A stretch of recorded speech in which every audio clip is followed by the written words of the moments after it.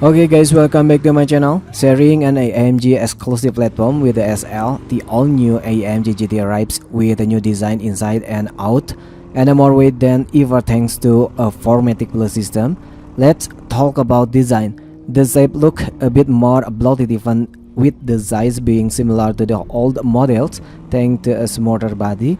Up front, the Pan Americana grille gains a backlift accent, a new more vertical LED like the lift of the BMW Z4.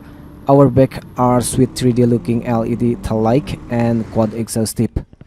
Since it is short but not a curved SL, we have the same powertrain. Here in a 63 form, we have a 4.0 liter double V8 making 585 horsepower with a 0 to 60 in around 3.2 seconds. The GT55 gets detuned to 469 horsepower and 0 to 60 in 3.9 seconds, but weighed at 1,970 kg or 4,400 pounds. For SL, 1,915 to 1,923 kg.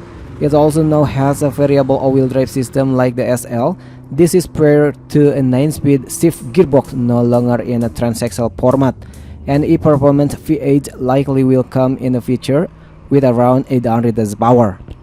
Inside also get bolster seat, the new AMG steering wheel, and a more like the new MBUX touchscreen and 12.3-inch digital dash. The interior now is also a 2+2, meaning you can soft passenger without leg in the minuscule rear seat. This too will make it even more competitive to the 911.